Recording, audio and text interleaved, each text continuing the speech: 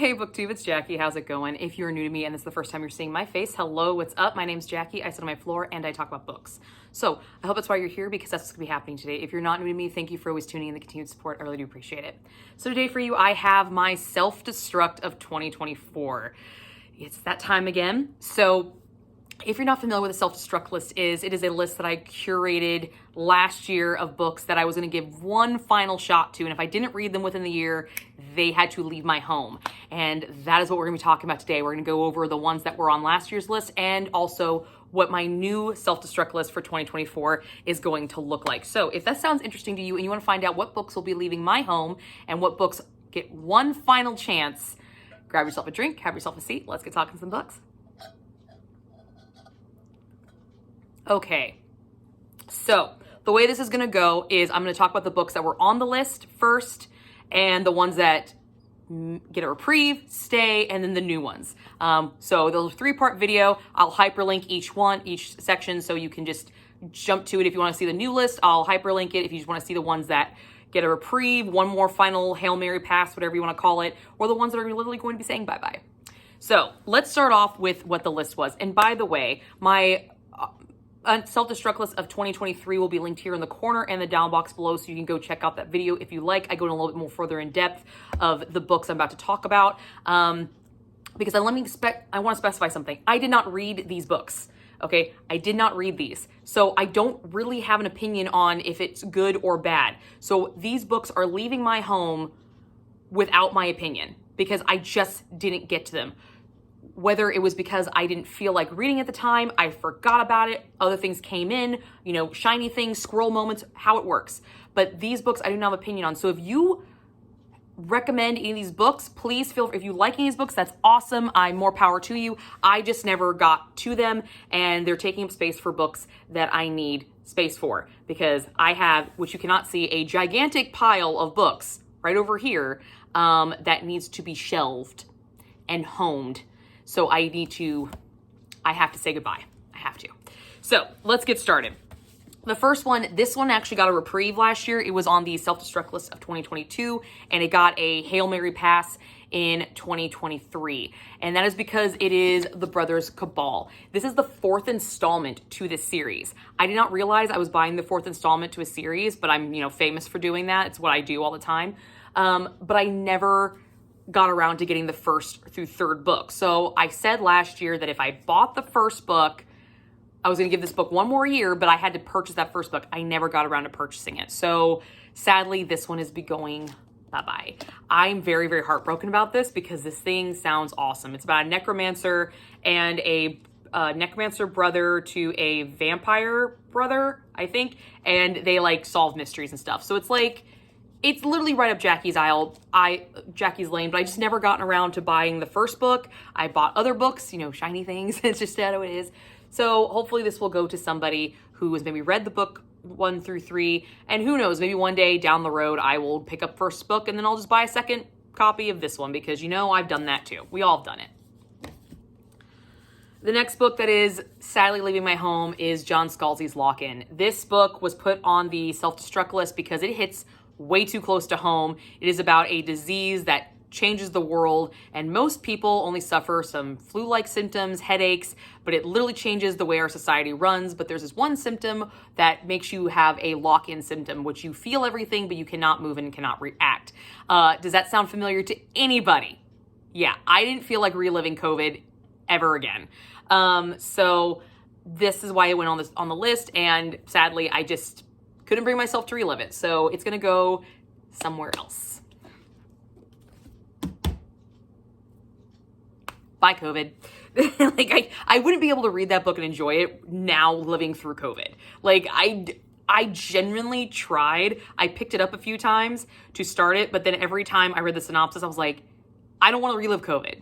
I just don't. That is one area of my life don't ever have to relive. So this is another one that I'm very heartbroken is leaving, but I just never got to it. And there's other thrillers that I want to read. And that is Cain's Blood by Jeffrey Gerard. This is about children that are created based off of the DNA of famous serial killers and then thrown into the world to see if it's nature versus nurture. And we follow one in particular that is the son, DNA possessor of Jeffrey Dahmer. And I thought it'd be really, really interesting. I do know who I'm giving this book to. I'm actually going to give it to somebody. I mentioned it to her and she said it sounded really interesting, so I'll be giving this one to her. I will not be donating this one, but it's leaving my collection. But I love the way this book looks. I mean, this book is stunning. Look at the colors on this. So hopefully she will enjoy it, and then who knows, she might let me borrow it again if she convinces me to read it. But I couldn't bring myself to do it. Other stuff, guys. AD 30 by Ted Dekker is leaving me.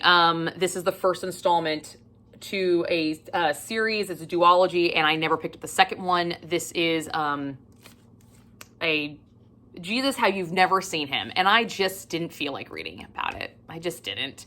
I never got to it again, and there's other historical fictions that I want to read. Yeah, this one...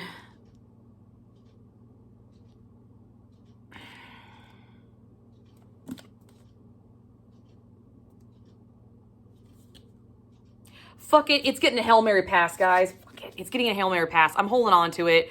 I'm fucking Roman Catholic, and Easter is coming up.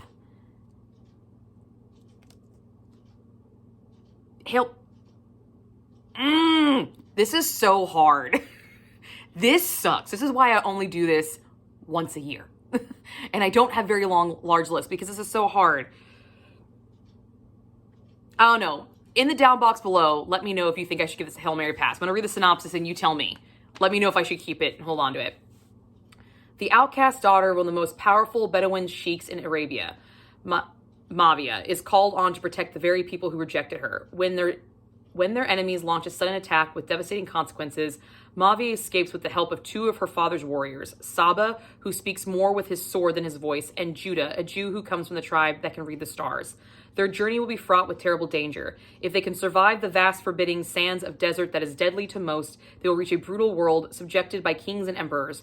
There, Mavia must secure an unlikely alliance with King Herod of the Jews, but Mavia's path leads her unexpectedly to another man, an enigmatic teacher who speaks of a way in this life that offers greater power than any kingdom. His name is Yeshua, and his words turn everything known on its head.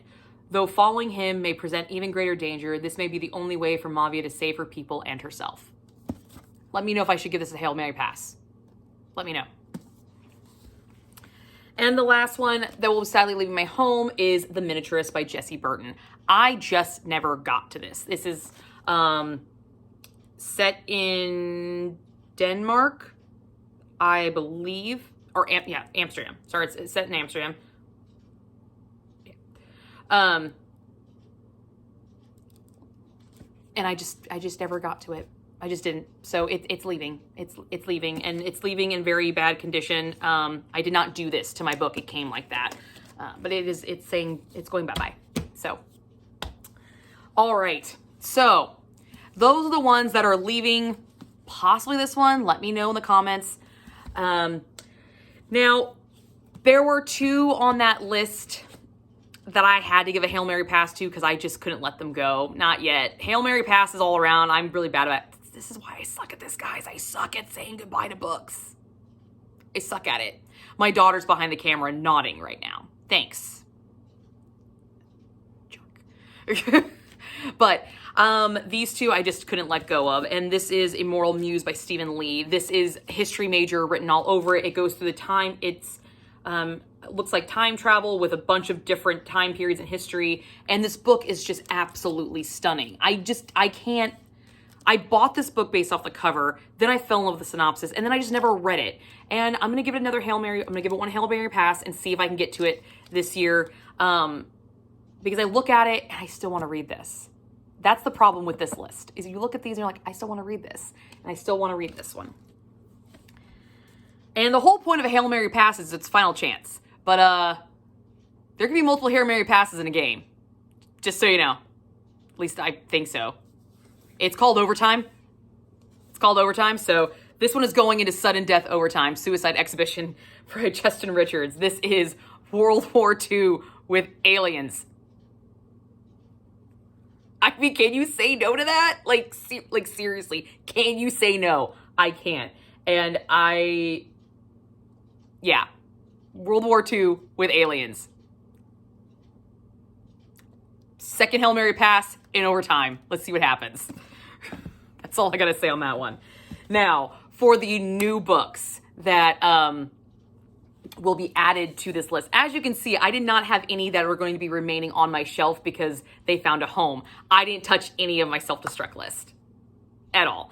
Last year in 2022, I was actually pretty good, and I at least read two or three of them. And one of them did find a home. The other one ended up leaving.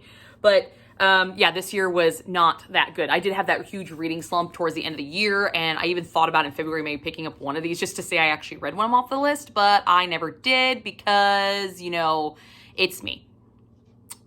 I had other things I wanted to read. And I did, and I enjoyed myself. But these are the books that are now being added to it, and we'll see what happens. So the first one, I have tried to read this. This was one of my Read Rich and Bitchin' book club books, and I enjoyed what I did read of it, but I stopped reading it because we had the meeting and nobody finished it. But it does still have a really cool, my bookmark is actually still in it. It does have a really cool synopsis, and this is The First Ravenmocker by Courtney Miller, the book one of the Cherokee Chronicles. I don't read a lot of Native American literature or historical fiction, but this is also kind of a witchy vibe as well. So let me read the back of it. Two witches from Cherokee folklore come to life in this epic tale. Young Ugadali Unega, also known as White Feather, must plunge into the dark world of witchcraft and become the first Ravenmocker to save his aging mentors from an agonizing death. I can't say that fucking name. Stoneclad is his, easy one to say. The evil cannibal witch who killed his father holds a secret. Udadali needs the help of his Edelin and must betray his family and tribe to succeed. With book one of the Cherokee Chronicles series, Courtney Miller begins the story of a fictional Cherokee family as they face the challenges of their time in history. Beginning in mythological times and progressing through the ancient classical period, the first contact with European explorers and ending with the removal from their native lands. The series portrays the Cherokee people that few know about. So I'm going to give this one last shot, because I feel like I will like this. I feel like once I get into it, and what I remember of it, I did like it. It was just very unique read. You have to be in the right mindset for this book, for sure. But I feel like, okay, so I'm reading a book that has talking ravens in it right now, and I feel like I'm ready. I feel like I can handle the talking birds, because I've already successfully handled it already. So, talking birds, here you go. The next book added to this list is John Bones, The Time Thief. I've had this on my shelf for a long time. That's why it's on here. That is the only reason why it's on here. But this is the same author of The Boy in the Striped Pajamas, which I've not read that book. I have seen the film. I believe this is... Okay, so this is not what I thought it was. Okay, let me just read the back. All right. Methuselah's life has been notable for one extraordinary fact. Before the 18th century ends, he discovers that his body has stopped aging. Now living in the 20th century London at the ripe old age of 256, he suddenly finds himself asking uncomfortable questions. What is the worth of immortality without love? Very introspective, philosophical undertones. I feel like I would enjoy this, so I want to give it one final shot, and we're going to see what happens. I also love the imagery on here. If you can see the old school Hollywood signs right there. Yeah, that's badass. That's so cool. So we'll see. It's on the list. This bastard.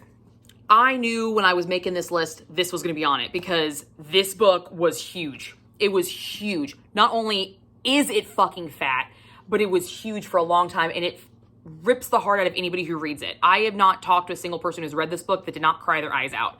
And I bought it because I love a good heartbreaking book. I do. And I did try to read this. I was not in the right mindset at the time to read this book.